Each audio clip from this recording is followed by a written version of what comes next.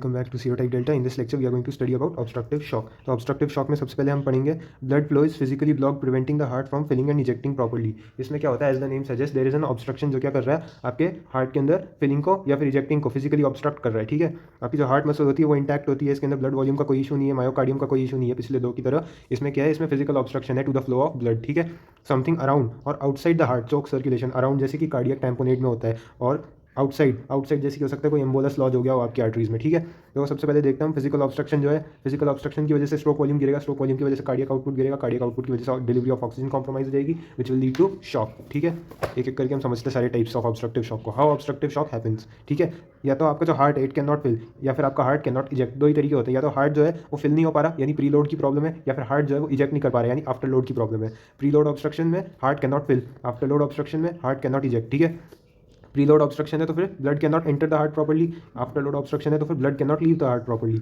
Common causes of obstruction जो हो सकते हैं वो कौन कौन से हैं, आपके कार्डियक टैम्पोनेट हो सकता है, टेंशन न्यूमोथोरैक्स में हो सकता है, मासिव पल्मोनरी एम्बोलिज्म में हो सकता है, obstructive shock from other causes such as air embolism and tumour emboli है। एक एक करके हम सबको स्टडी करेंगे।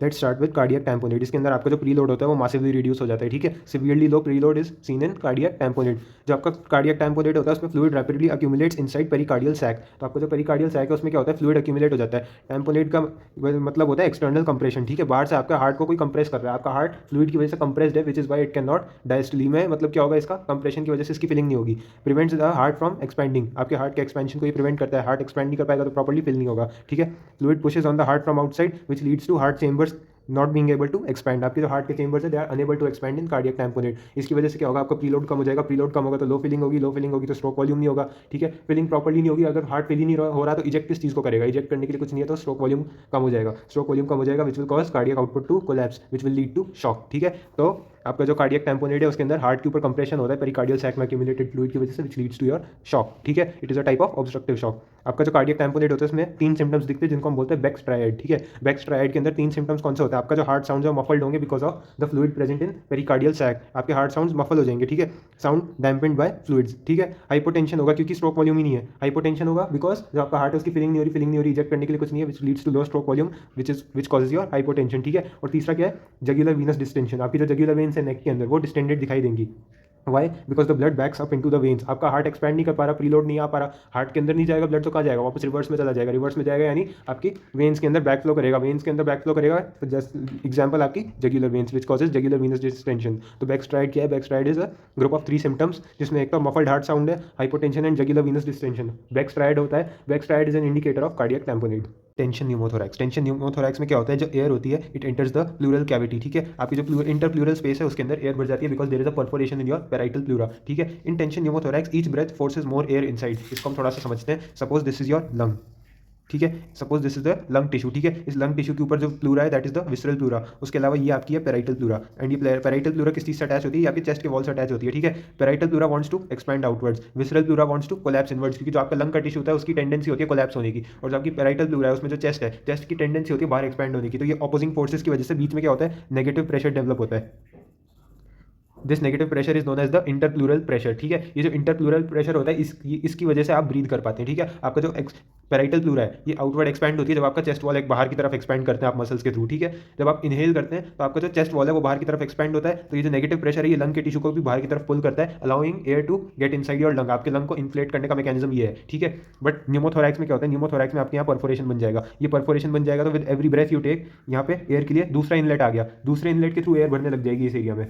विद एवरी इंस्पिरेशन इस एरिया में से एयर अंदर आने लग जाएगी। यहाँ से अगर एयर अंदर आने लग गई तो फिर जो आपका लंग है इट विल गेट क्रश्ड। ठीक है, तो अब हम इसको रीड करते हैं। In tension pneumothorax each breath forces more air inside, pressure builds hence called as tension pneumothorax. It is called tension pneumothorax क्योंकि इसमें प्रेशर बिल्ड होने लगता है।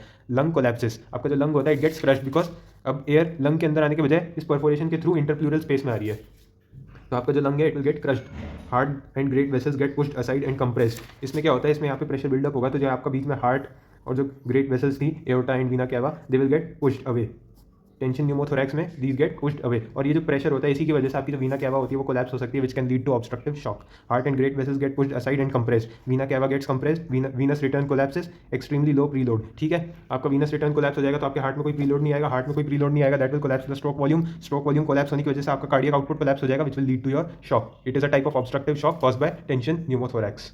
साइंस ऑफ टेंशन न्यूमोथोरैक्स, सबसे पहला तो है severe respiratory distress. Why? Because the lung is getting crushed under the air pressure, जो कि आपके इंटरप्लूरल स्पेस में एक्स्ट्रा एयर भर रही है, उसकी वजह से जो आपका लंग है वो क्या हो रहा है, वो क्रश हो रहा है। ठीक है, उसके अलावा ये जो एक्स्ट्रा प्रेशर आ जाता है, ये क्या करता है, ये हार्ट और ग्रेट वेसल्स को दूर पुश कर देता है। As we have shown here, आपकी जो हार्ट और ग्रेट वेसल्स है they are pushed away from the affected side. उसके अलावा जो ट्रेकिया इस लंग में जो फीड कर रहा था वो भी अवे पुश हो जाएगा, तो आपको क्या दिखेगा, ट्रेकियल डिविएशन भी दिखेगा। सेकंड पॉइंट क्या हमारा, tracheal deviation away from the affected side because of pressure buildup. Absent breath sounds on one side. Why? Because जो आपकी अफेक्टेड साइड है उधर ब्रीदिंग नहीं हो पाएगी, उधर आपका लंग इन्फ्लेट नहीं होगा। लंग इन्फ्लेट करने के लिए क्या चाहिए था आपको, नेगेटिव प्रेशर चाहिए था इंटरप्लूरल स्पेस में, वो नेगेटिव प्रेशर न्यूट्रलाइज हो गया बिकॉज ऑफ द परफोरेशन। ठीक है, और आपका लंग कोलैप्स हो गया, लंग कोलैप्स हो गया, कोई इन्फ्लेशन नहीं हो रहा, तो कोई ब्रीदिंग नहीं हो रही, तो फिर वहाँ पे ब्रेथ साउंड्स एब्सेंट होंगे। Distended neck veins because of compressed vena cava. एक तो आपकी जो वीना कैवा है वो कंप्रेस्ड है, वीना कैवा कंप्रेस्ड है, तो हार्ट में कोई ब्लड नहीं जा रहा, हार्ट में ब्लड नहीं जा रहा तो कहाँ जाएगा, बैक फ्लो होकर जाएगा, ब्लड स्टक इन द जगुलर। ठीक है, ब्लड का बैक फ्लो होगा, उसकी वजह से जो वेन्स होंगी आपकी नेक की वो क्या होंगी, डिस्टेंडेड हो जाएंगी। Tension pneumothorax needs immediate needle decompression. ठीक है, टेंशन न्यूमोथोरैक्स में आपको नीडल डिकम्प्रेशन करना होता है। Large bore needle is inserted into the chest to release the trapped air. ठीक है, जो आपकी एयर ट्रैप हो चुकी है इंटरप्लूरल स्पेस में, उसको बाहर निकालना जरूरी होता है। वो जो ट्रैप्ड एयर है उसको बाहर निकालने के लिए हम क्या यूज करते हैं, लार्ज बोर नीडल यूज करते हैं। सेकंड इंटरकोस्टल स्पेस में इंसर्ट करेंगे उस नीडल को, अगर आप मिड क्लेविकुलर लाइन पे कर रहे हैं तो, एंड अगर मिड एक्सिलरी लाइन पे कर रहे हैं तो फोर्थ या फिफ्थ इंटरकोस्टल स्पेस में जाती है नीडल। ठीक है, obstructive shock due to massive pulmonary embolism। ठीक है, blood clot blocking the pulmonary artery और one of its major branches. Pulmonary embolism में क्या होता है, आपका एक ब्लड क्लॉट होता है जो कि आपकी पल्मोनरी आर्टरी या उसकी किसी ब्रांच को ब्लॉक कर देता है, मेजर ब्रांचेस को। ठीक है, right ventricle tries to pump blood to the lungs, जो आपका राइट वेंट्रिकल है वो लंग्स को ब्लड सप्लाई करता है। ठीक है, लेकिन जो पल्मोनरी आर्टरी है जिसमें राइट वेंट्रिकल ब्लड पंप कर रहा है उसमें तो एम्बोलस लॉज्ड है। ठीक है, clot blocks the pulmonary artery, तो जो राइट वेंट्रिकल है उसके लिए आफ्टर लोड है वो मासिवली इंक्रीज हो जाएगा, बहुत ज़्यादा इंक्रीज हो जाएगा। तो जो आपका राइट वेंट्रिकल है इट विल डायलेट और राइट वेंट्रिकल का फेलियर हो जाएगा। इनफैक्ट इसका ईसीजी पैटर्न दिखता है, राइट वेंट्रिकुलर स्ट्रेन का एक साइन होता है ईसीजी में, जिसको हम बोलते हैं S1Q3 T3 पैटर्न, जो हम देखेंगे इसके अंदर। जो राइट वेंट्रिकल है आपका वो डायलेट हो जाएगा and it starts to fail. Left ventricle receives almost no blood. अब आप सोचिए पल्मोनरी सर्किट पे ब्लड जा नहीं रहा, आपका जो ऑक्लूजन है वो किधर है, पल्मोनरी आर्टरी के लेवल पे है, तो जो आपका राइट वेंट्रिकल है उसके अंदर ब्लड भर चुका है और उसके आगे जा नहीं पा रहा। ठीक है, तो क्या होगा, आपकी पल्मोनरी सर्किट से ही तो वापस आता है आपकी सिस्टमिक सर्किट के लिए। पल्मोनरी सर्किट यानी लंग्स के थ्रू होते हुए वापस से लेफ्ट हार्ट के पास आता है। लेफ्ट हार्ट में जो आपका लेफ्ट एट्रियम है वो ब्लड कहाँ से रिसीव करता है, वो पल्मोनरी वेन से रिसीव करता है। ठीक है, और जो लेफ्ट वेंट्रिकल है वो एओर्टा में पंप करता है। लेकिन इसमें क्या हो रहा है, इसमें लंग्स के पास कोई ब्लड नहीं पहुंचा, लंग्स के पास नहीं पहुंचेगा तो फिर पल्मोनरी वेन्स में भी नहीं आएगा, पल्मोनरी वेन्स में नहीं आएगा तो लेफ्ट हार्ट के पास भी नहीं आएगा, लेफ्ट एट्रियम के पास भी नहीं आएगा, तो फिर लेफ्ट वेंट्रिकल भी ब्लड रिसीव नहीं करेगा। Left ventricle receives almost no blood, very low preload, जो आपका प्रीलोड है वो बहुत कम हो गया है। राइट वेंट्रिकल के लिए तो आफ्टर लोड बहुत ज़्यादा बढ़ गया है और लेफ्ट वेंट्रिकल के लिए प्रीलोड ही नहीं आ रहा। ठीक है, तो फिर क्या होगा, आपका स्ट्रोक वॉल्यूम गिर जाएगा, स्ट्रोक वॉल्यूम गिर जाएगा तो फिर आपका कार्डियक आउटपुट गया, कार्डियक आउटपुट गया, that leads to shock. This is a type of obstructive shock caused by massive pulmonary embolism. ठीक है, इसके फीचर्स क्या क्या होते हैं, इसके आपको क्लिनिकल फीचर्स क्या दिखेंगे, sudden severe shortness of breath because of lack of lung perfusion. ठीक है, आपकी पल्मोनरी आर्टरी के अंदर क्लॉट या फिर एम्बोलस लॉज हो चुका है, तो लंग्स को ब्लड सप्लाई नहीं मिलेगी, लंग्स को ब्लड सप्लाई नहीं मिलेगी तो फिर क्या होगा, उससे दो चीज़ें होंगी। एक तो आपका CO2 वॉश आउट नहीं होगा, there is no CO2 wash out, no CO2 wash out, and आपका जो ऑक्सीजनेशन है, नो ऑक्सीजनेशन। तो बॉडी को क्या दिखेगा, बॉडी को ये दिखेगा कि मेरी CO2 एलिमिनेट नहीं हो रही और मेरे को ऑक्सीजन नहीं मिल रहा ब्लड में। ठीक है, तो body will interpret it as air hunger. जो आपका पल्मोनरी एम्बोलिज्म की वजह से लंग्स को ब्लड सप्लाई कट हो चुका है, that body will interpret that as air hunger. Body को एयर हंगर की तरह दिखेगा, there will be shortness of breath. ठीक है, क्योंकि जो आपके कीमो रिसेप्टर्स है वो एक्टिवेट होंगे, उसके अलावा आपके ऑक्सीजन नहीं आएगा ब्लड में। ऑक्सीजनेशन कैसे होगा अगर ब्लड लंग्स तक जा ही नहीं रहा तो, और CO2 कैसे एलिमिनेट होगी, CO2 मेनली कहाँ से एलिमिनेट होती है, लंग्स से ही होती है। ठीक है, chest pain, there will be chest pain because of lack of lung perfusion. आपका जो लंग टिश्यू है इट विल बिकम इस्कीमिक, उसकी वजह से क्या होगा, पेन होगा चेस्ट में। टैकीकार्डिया एंड हाइपोटेंशन, हाइपोटेंशन की वजह से टैकीकार्डिया होगा। हाइपोटेंशन से क्या हो रहा था, हाइपोटेंशन से बीपी कम हो जाता है, तो क्या होता है, बॉडी सिंपैथेटिक एक्टिवेशन करती है, सिंपैथेटिक एक्टिवेशन करती है to try and raise the BP. ठीक है, सिंपैथेटिक एक्टिवेशन से क्या होता है, साइड इफेक्ट इसका क्या है, एक टैकीकार्डिया। ठीक है, और ये हमारा main sign right heart strain. ठीक है, राइट हार्ट स्ट्रेन होता है, जो आपका राइट हार्ट है उसके ऊपर अगर स्ट्रेन पड़ता है तो there is a very specific pattern known as the S1Q3 T3 pattern. ठीक है, ये जो S1Q3 T3 पैटर्न है ये दिख सकता है, ये जरूरी नहीं है दिखे, ये हर केस में नहीं दिखता, बट अगर ये दिखता है whenever this appears this is a sign of right heart strain happens in the S1Q3 T3 pattern. S1Q3 T3 pattern is an ECG pattern that hints at acute right heart strain. ठीक है, acute right heart का जो strain होता है उसको S1Q3 T3 pattern hint करता है, indicate करता है। ठीक है, इसमें क्या होता है, as the name suggests lead 1 के अंदर जो आपकी S wave है वो क्या हो जाएगी, deep हो जाएगी। नॉर्मली जो S wave होती है वो छोटी सी होती है, बट lead 1 में S1Q3 T3 के अंदर क्या होगा, deep S wave। नॉर्मली जो S wave होती है it is tiny। ठीक है, lead 3 के अंदर क्या होगा, larger than normal Q wave, और जो T wave है it will be inverted। ठीक है, Q3 और T3 lead 3 में देख रहे हैं और S1 हम क्या देख रहे हैं, lead 1 में देख रहे हैं। lead 1 में आपको क्या दिखेगा, abnormally deep S wave। QRS complex होता है ना आपका, QRS कॉम्प्लेक्स कैसा होता है, suppose this is your QRS complex, QRS, तो इसमें आप देख सकते हो जो एस वेव है छोटी सी है, लेकिन इसमें क्या होगा, एस वेव डीप हो जाएगी, एबनॉर्मली डीप हो जाएगी। ठीक है, This is your S1 Q3 T3 pattern caused because the strain on right ventricle shift the electrical axis rightwards. आपका जो electrical axis है वो कहाँ shift हो रहा है? राइट हार्ट की तरफ शिफ्ट हो रहा है because of the strain on the right ventricle. Obstructive shock from other causes such as air emboli and tumor emboli या फिर massive clots. तो air embolism के बारे में देखते हैं. इसमें क्या होता है? इसमें air enters the blood stream and blocks the right ventricular outflow. Same mechanics है pulmonary embolism की तरह.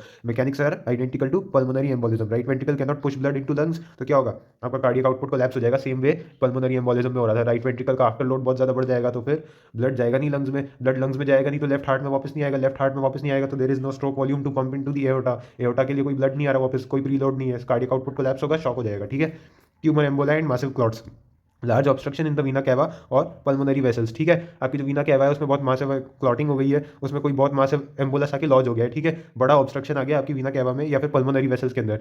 वीना कैवा में आता है तो आपका प्रीलोड डिक्रीज हो जाएगा क्योंकि vena cava brings the blood back to heart. तो फिर वीना कैवा ब्लॉक होने से आपका प्रीलोड डिक्रीज होगा which will lead to poor filling. Poor filling होगी तो there is no cardiac output, leads to shock. ठीक है. Pulmonary vessels, sudden increase in afterload, afterload बढ़ जाएगा तो फिर आपका जो ऑब्स्ट्रक्शन है वो आफ्टर लोड के ऊपर है.